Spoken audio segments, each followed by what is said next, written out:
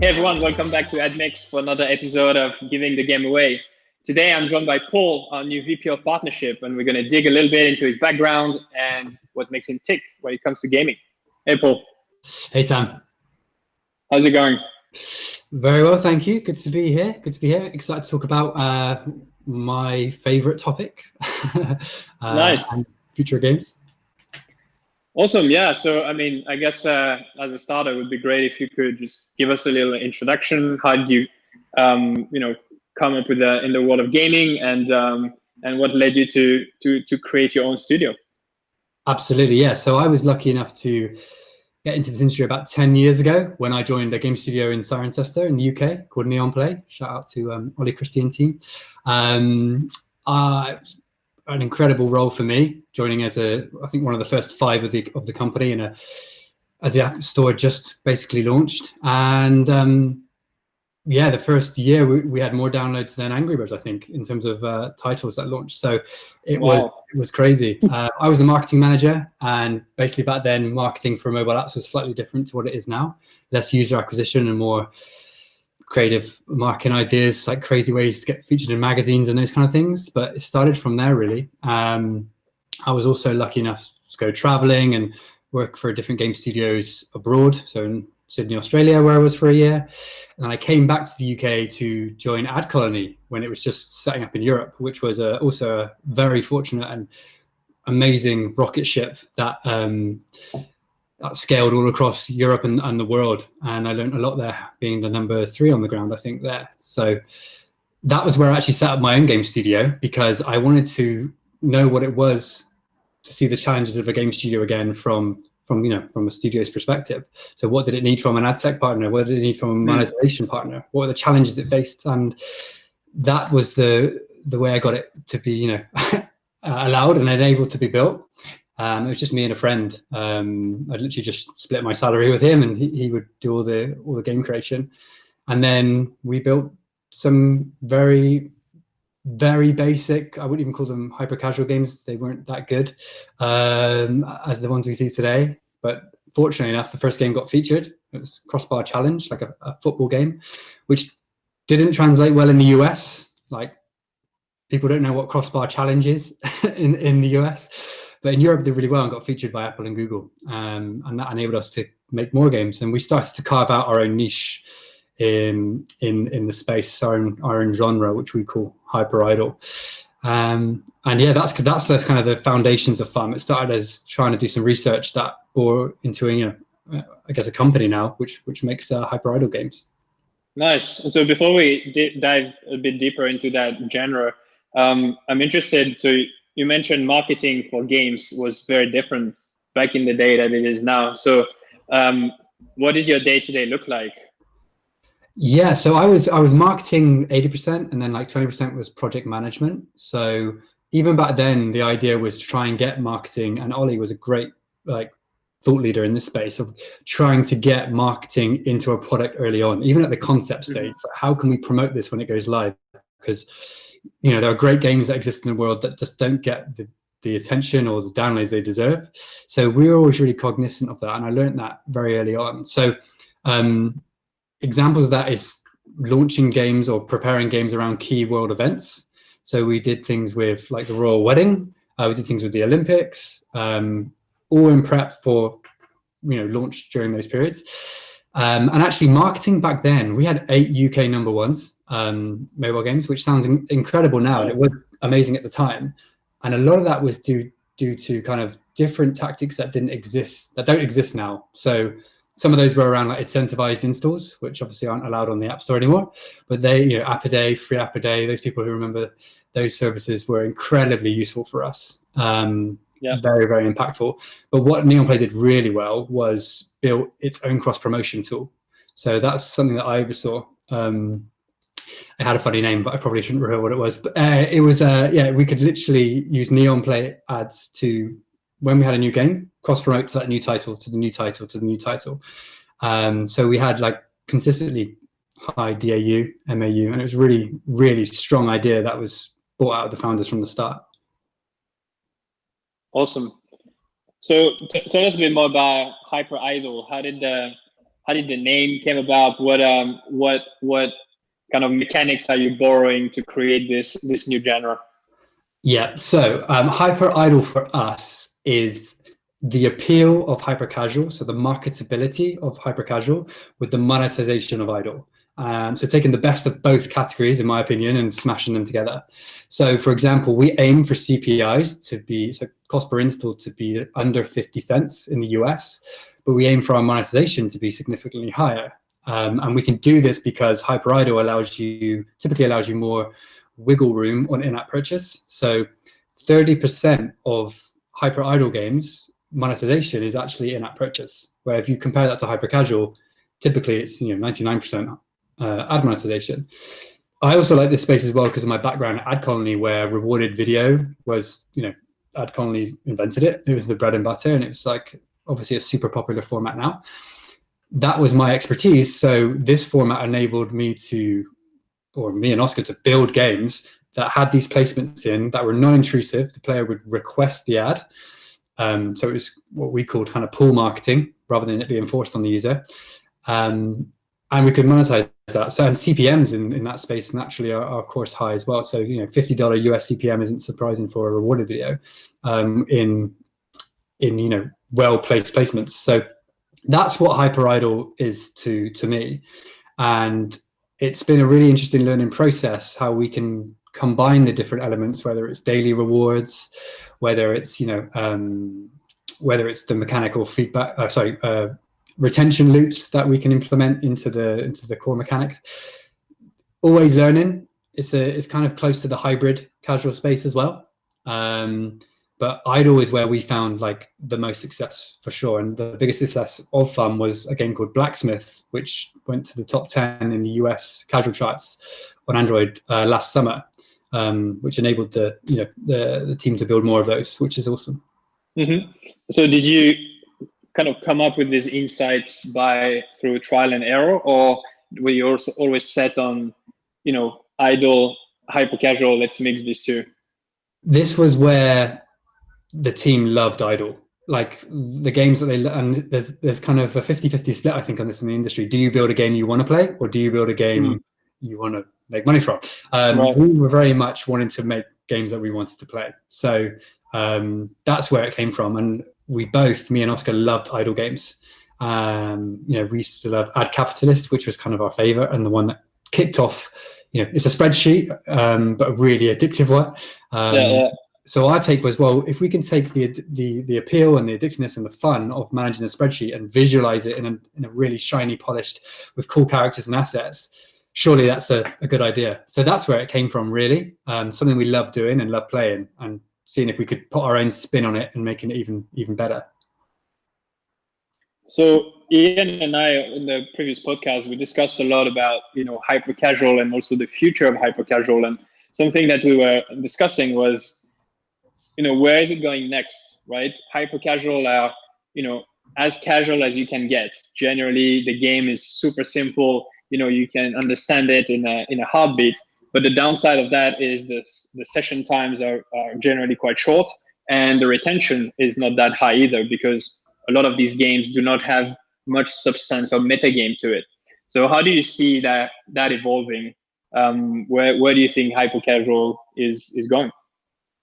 This is such a good question. So my personal opinion on the future of hyper casual in that space is I think there's always going to be a place for it. I think, it didn't even start as a niche. It's just kind of developed into its own piece. And, there's a template for hyper casual now almost. And, there's ultra casual and there's hyper casual. I think hyper casual is always going to have a place. I think the place is often determined more by the platforms than by the consumers. The exposure and the mechanics of how they monetize and how they acquire users is this healthy circle that needs to be, there's check boxes you can tick in order for it to have a successful hyper casual game. So I think as long as those mechanics stay reasonably in place, and they could be impacted by iOS 14 and the IDFA, that's still to be determined. There's pros and cons for hyper casual games for both. But just personally, why Fumb didn't focus on hyper casual is I think there's a huge demand on constant good content, which is natural for any business, but for a hyper casual business which relies on its next hit, it's quite a risky place to be. It's almost like, you know, like the music industry in a degree. It's a hit business. Whereas if you can have even slightly longer shelf lives of your products that don't require amazing chart position, that can maybe make less money instantly in short term, but more over a longer period and more consistent. As a business owner, that for me just feels more comfortable and less scrappy. And obviously the position we're in now with hyper casual is all the big publishers and, you know, emerging publishers really want the latest content, the best studios to work with, and that becomes a very expensive game to play in. So content is king. The publishers, rightly so, will pay for the best ones in order to keep their DAU up and MAU up. So just as a personal business decision, me and Oscar made that decision to, okay, well, let's focus on more, maybe even arguably more riskier titles because they take longer to make, but they have that in-app purchase hook, which doesn't, you know, diversifies the portfolio slightly. Yeah, that's my take. It's definitely going to stay, I believe, and I think there's a lot of even more innovation to come out of it yet that we haven't seen. And the fact that it's onboarding more gamers in the world, I think it's a success. Yeah, the way we described it, there was kind of two ways that it could go, right? You can still have hyper casual, but you know, things always keep evolving. So one way that it could go would be even more casual, and I think Fumb Games call it ultra casual, which is like it's barely a game at this point. It's like one touch. You know, sometimes this jelly, you just have to slice a jelly, or super simple things. Or it could go towards more like what you're doing, which is kind of hybrid casual. And the idea there is to still keep it pretty low touch, pretty simple, but having some meta game or some stories around it, which would increase the session time and therefore the ability to monetize with in-app purchase. And it could go both ways. It's not, you know, one or the other. But I think what I'm curious to hear from you is how do you maintain the simplicity, kind of the DNA of hyper casual, but still make it, you know, increase the retention so that people end up spending? I think it's kind of the holy grail, right? You really, as you said, you bring the best of both worlds. So how did you go about doing that? So I think there's a couple of pieces to this. For us, we found the actual mechanic is a key driver. So for us, a lot of the games that we built base around discoverability, which is easier to do in a title that uses a merge mechanic, for example. So for those who haven't played any of the Fumb Games titles, all the more recent ones, they combine two items which turn into something brand new. And that is, as human nature, is a really interesting aspect to, you know, discoverability, what's going to come next, the mystery of it.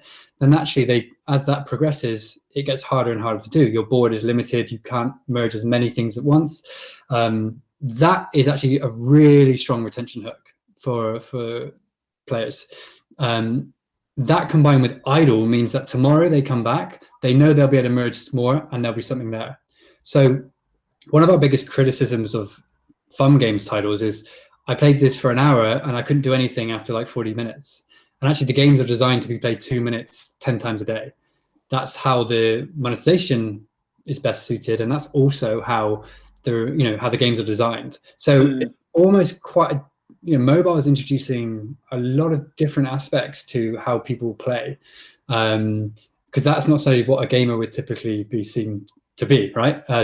Necessarily 2 minutes drop in a day. That's what mobile brought to it. So that's one piece I think is the merge mechanic, and also the fact that we have this long tail of, well, to get the top item, you have to do that mechanic for 14 days, 30 days, even longer.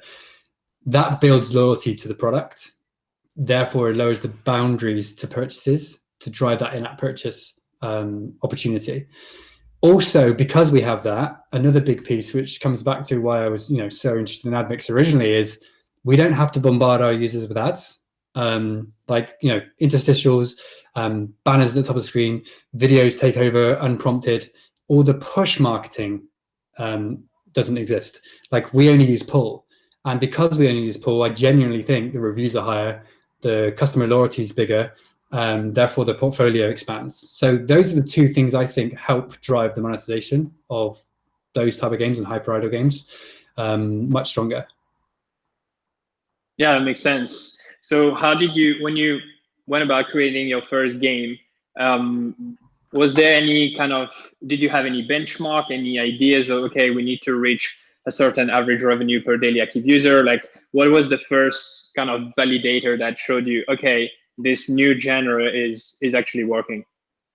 Okay, cool. So the first game we made didn't prove that, but the crossbar game, which was just, I woke up in the night and went, "There's no crossbar game on the App Store. We should make one," and that was it. That was the research that it showed when it didn't scale in the US, which is rule number one: make your games scalable in the US. The first time so the story of how we found this is quite cool actually.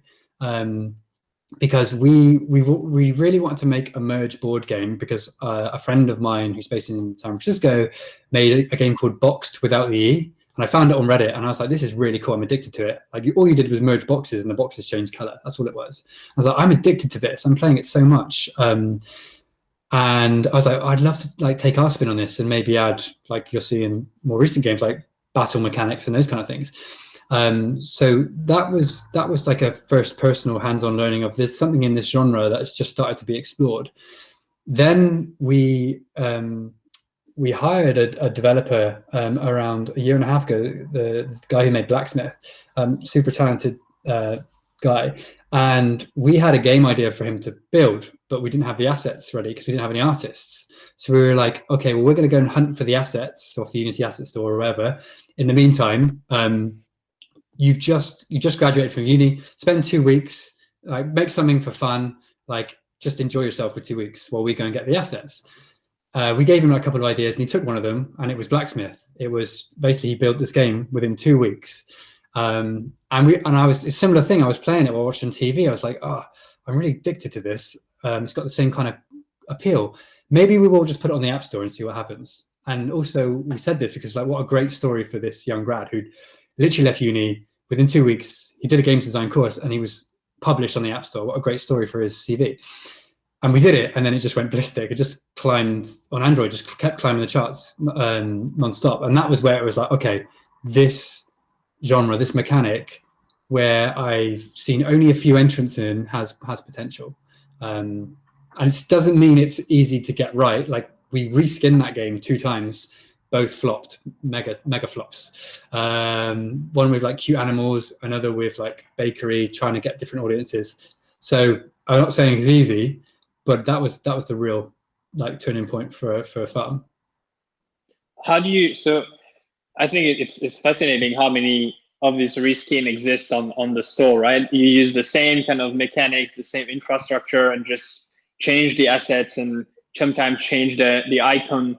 Like, how do you go about this optimization, and what do you think is really driving this? The fact that one of them could just shoot up and the other one could, the other skin could crash. Like, is there more to it than just network effects? I guess more people knowing about it, therefore more people know about it, therefore more people try it. Or do you think there's something else that goes behind that?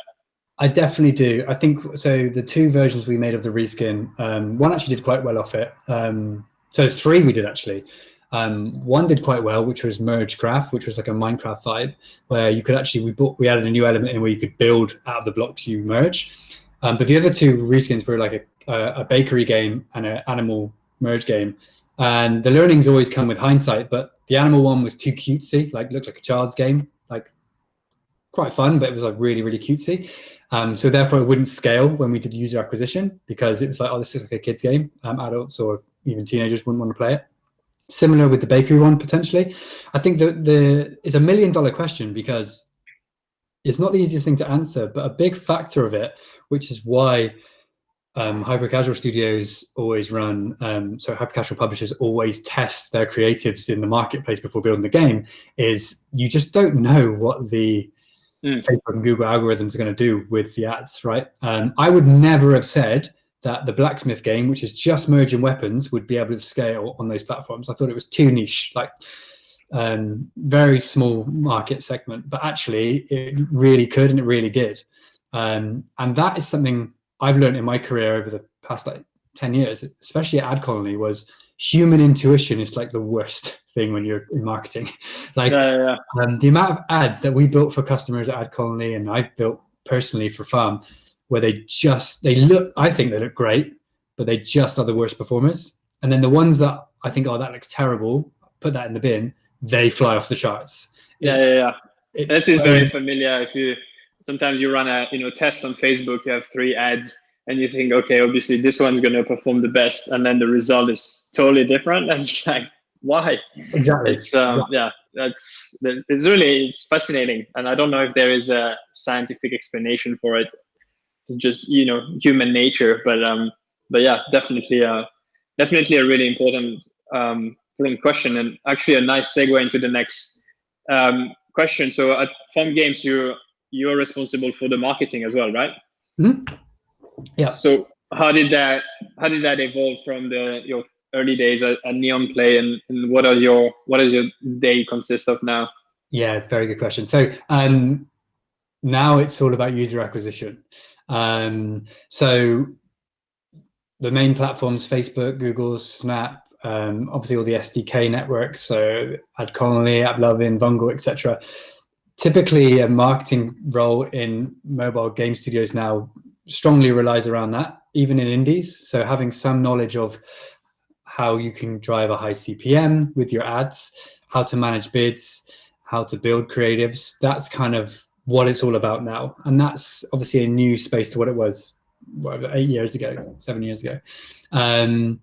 I think there's still some creative things you can do, like the Reddit has actually been really helpful for Fumb Games, and I'd recommend like game developers to investigate that channel. It's not a format where you can just drop an ad and see results. It does take work, and you have to build a persona on the platform. But in terms of how we do marketing nowadays, everything's measured by like LTV or quality of the install. And Reddit for Fumb Games is typically around 4x higher quality of user than Facebook, Google, or even Snap, or like the main platform. So if you can get it right, and certain games work better than others, Fumb Games for some reason do, that is a good kind of tip I would share. But yeah, absolutely, it's much more a measurable numbers game than it was back in 2012. And you think the reason for that is that just the platform, the networks have become better, or what is the main reason behind that? Because Facebook already existed back in the day. The audience was there. What do you think has changed? I think the mechanics of buying were the main things. So being able to say I've spent $1 and I've made $2, that didn't seem to exist, or it wasn't as familiar. Performance marketing, basically. That's been the main shift. Like when we didn't do a lot of user acquisition at Neonplay when I was there, but we did a lot of really impactful marketing, obviously, to get so many number ones. I mean, Neonplay had the 10 billionth download from the App Store when Apple used to do the countdown ticker. That's insane. You have to do marketing to get that opportunity to get that. We were number one in the US at the time. And I don't take credit for that, by the way. That was my first week in this industry. That's what happened. So that's amazing from the guys. First week. Great first week. Yeah, roller coaster. So yeah, that's the main shift, is the evolution of performance marketing, and also the accessibility of being able to do it. When me and Oscar started Fumb Games, we could measure and track all these things with the tools that are available across all the biggest platforms in the world with no resource at all. Like, that's pretty cool. Yeah. So side topic from there. So another thing that Ian and I discussed is because of this platform that are now so good that you can really become successful just by having one person focused on UA. I think we kind of lost probably a lot of the cool things that you were doing at Neonplay, for example, like PR around the game and community building and all this stuff that we had to do before. I feel like a lot of small studios, for the right reason, mainly being resources, they're just not doing that, right? They put all their eggs into UA, and that's how they grow. And as a result, sometimes they're not really building a brand or a mini brand. but it's just about maximizing UA. So in other words, I think we've kind of lost the art part of advertising and being totally focused on the numbers. But I think you guys did that a little bit different, because while you're pretty casual type of games, you still have like a community on Discord and so on. And so I thought that was really interesting, and I'd love to hear the thinking behind it. Yeah, cool. So the idea was, I think it's an old adage where the cost to acquire a user is much more expensive than the cost to retain a user. So that logic, if you keep a user for 4 of your games, that's incredibly cost efficient than trying to buy 4 users for each game. Yeah. So what we did very early on, when Discord became like more popular in gaming, was cross promote from our games into Discord. So in our games, we have premium currency. Join our Discord. There's a code hidden within the Discord channel. You can go and find it and then put it into the game, and you'll get like 10 gems or something to buy in the game. Also, then there's a community there, which, because our games are obviously more in depth than hyper casual games, there's massive amounts of maths and calculations behind how you get the optimum setup. That is something that people like to investigate and find out how to get that perfect flow of maximized income over 12 hours or whatever. So Discord's great for that. The person who runs Discord is awesome. He's just a volunteer who loved our first game we made and has just stayed with us ever since. We sent him a hat, but he runs community competitions, gives awards away. And then obviously we have this platform where they're dedicated idle fans that when new games launch, we use them for pushing the launch, but also in terms of testing the product. So Fumb's only it's a small team, it's under 10. So the quality assurance piece is always something that's super important, because you're competing with the big studios. But what we do is we give a build to this 5,000 set of users in there, and they find all the bugs for us because they love doing it. And it's almost a competition who can find the biggest bug or the most bug. Therefore, the devs can fix it straight away without having to go through like a really intense internal QA or export that service. Also localization as well. So players from all around the world come and say, "Hey, I speak Russian. I'd love to put this into Russian for you." Like, it's really powerful stuff. So, yeah, that's why the community of, and I agree with you, Sam. Like, it really has turned into a numbers game, and the brutal honesty of it is that you really do have to play those games. If you can't market it, you're going to really struggle. Like, that's the truth. And if you, and obviously there's certain games that will break through and be poster childs, but the majority of games will struggle without marketing. But this is quite a cool aspect, that you can still get that brand building, brand equity, community behind the studio in a different way, rather than almost post-release rather than pre-release, which is ideally what used to happen. Yeah, absolutely. I think it ties into the retention, right, and having people to come back to the game. And in fact, we're seeing the big studios, the Rovio and many others actually, that turn to brand marketing and even sometimes advertise on TV. That's not necessarily for people to hear about the game for the first time, but it's more to remain top of mind, right? There's this great saying from, I don't know who actually said it, but to have a successful game, you have to get people thinking about it while they're not playing. And I think that's exactly right. And a lot of times, this is not what's happening with hyper casual, for example. If a hyper casual game disappears tomorrow, you just find another one. Sometimes you don't even remember the name of the game that you're playing. It's very different from buying the game and sitting in front of it in order to play it. So I think the numbers game can be a dangerous thing, and having this element of branding and creating a small community around the game is something I would really recommend to small developers, just for feedback and really start to build a brand. Lately, you've joined Admix and as VP of partnership, and as part of that, we've announced a partnership with Fumb Games to build games that put the players first and our new way of monetization first. So I'd love to hear from you what, first of all, motivated you from going from monetization solution to being a developer yourself and back into the world of monetization, and how do you see this partnership going forward? Yeah, absolutely. So I've always been a player first developer, or Fumb Games has always been player first developer. Like, we've never ever put forced ads into the games, and that is because, similar to we make games we like, the games we like playing, we'd rather than not have bombarded with ads. So, you know, ads are a very sustainable way to build products, as we all know, and the most successful products are supported with them. But we just felt there was a way to make really premium content in a really sustainable, less bombarding way. So that's why we are in hyperidle, and that's why actually I reached out to you, Sam, like when I saw what Admix was building, because years and years ago, when I was at the first studio, we would monetize the product by uploading images to a server, and we'd pull in the server and it'd be around a stadium. And it was a really cool idea, but it was really hard to scale. Like, really, we'd maybe do one campaign a half of a year. So like half a campaign a quarter, and it paid well, but it just wasn't long-term. So yeah, I've always been interested in that space, because that's literally one of the first things I ever did for a game studio.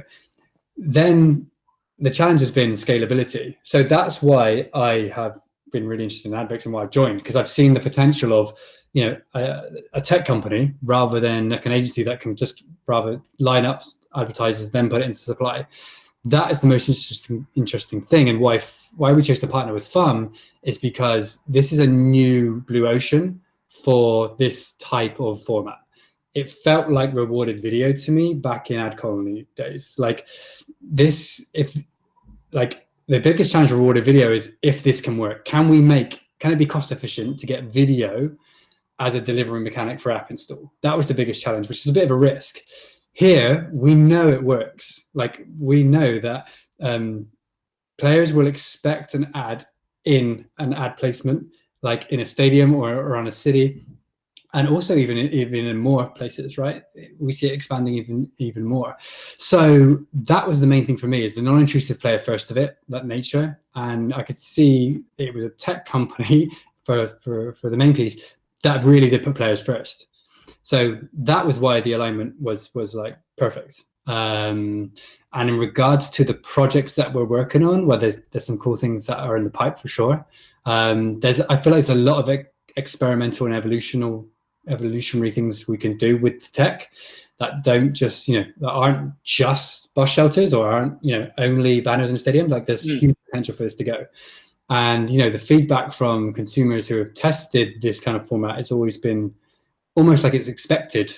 Now it feels more real with it in there. So that's, I think there's a market fit which is going to accelerate, which already has, seen acceleration this year, but is only going to kind of grow as brands get more interested in games and as consumers get more comfortable with those placements. So, and also expect them. So yeah, that's kind of the main drivers for me and Fumb, and why it aligned perfectly with the Admix vision. And how do you think, of course, this year there's been a ton of great things happening for gaming. Gaming really, put on the map by the likes of Fortnite and these platforms that are really taking it to the next level, not just building games, but almost entertainment platforms. But at the same time, there is also a lot of uncertainty, right, with IDFA and the whole advertising climate. So how do you think that the type of ads that we're doing at Admix in play are fitting into that trend? It's perfectly placed, because obviously the brand spend on the Admix platform doesn't necessarily rely on the IDFA. There's a lot more flexibility there. We've been able to deliver premium quality ads without having to track them back to performance. And throughout the years, brand advertisers have always been really interested in delivering eyeballs, like getting reach of their branding, of their building their brand equity, which has been different to performance advertisers who have always tied things back to a dollar value. So that box is ticked from iOS 14 immunity, in my opinion. Like, developers, and Fumb included, are going to potentially see CPM dips when this is introduced in the new year. How do they make up for that? Is there a way to, claw back that revenue or even get more revenue with a non-intrusive solution, bang, that's what in-play is. So that is kind of the perfect market fit, I think, for the in-play solution. So the combination of like having brand advertisers, iOS 14 survival is going to be super key. And I think, you know, we're seeing a shift of brands wanting to get involved, like you said. I mean, Fumb Games I can disclose this, Fumb Games has built games for mega brands to help them gamify their training. Charlotte Tilbury being one of them, a huge makeup brand who typically wouldn't align with gaming. You know, it doesn't sound like a perfect fit, but actually there's lots of steps that are happening to make make bricks and mortar shops becoming digital commerce, using games to train staff, to engage employees, to engage customers, to drive rewards, to drive footfall. So all of the brand and changes of IDFAs and things in the industry combining, it seems like it's almost like fuel for the fire for the in-play format. Yeah, I think it's going to be really interesting to see how the creation of this new business model effectively by bringing brand spend inside the game in a way that doesn't interrupt the experience will affect the game design itself. Because right now, you know, hyper casual games, they have short levels. Why is that? Because between levels, you can put an interstitial ad, right? So sometimes a conscious decision, sometimes just a natural evolution from developers who want to maximize their revenue. So that's why I'm super excited about the partnership with Fumb Games to build games that are in play first, that do not require that structure necessarily, and can really maximize the potential of the format. Yeah, and I attended a really good talk by Gameloft the other day, which was around bringing the ad monetization into the concept and product stage. You know, that is a super relevant fact that hasn't necessarily been broadcast too much, but it's definitely shifted over the last year, I'd say. And you know, that's how we're approaching this from Fumb Games, like designing great games, but having the monetization model being non-intrusive from the get-go is actually more of an enabler for the developers. You know, they know that's where the sustainability of the product is going to come from, so they can not focus on that as the core, but build around on top of that to build the best possible product that will retain and monetize through that non-intrusive format. So it's going to be really interesting, and I think there's going to be more waves of this coming. We've already seen it start to happen towards the end of this year with some of the products that are launching. So that's the blue ocean. That's going to be quite interesting to, and players will benefit massively from that as well. You know, that's the most important thing. So yeah, it's going to be very, very fun. Nice. Yeah, thank you so much. If people want to download your games, where should they go? What should they search for? Oh, they're in all good app stores. So you can find them on the Google Play Store. You can find them on the App Store near you.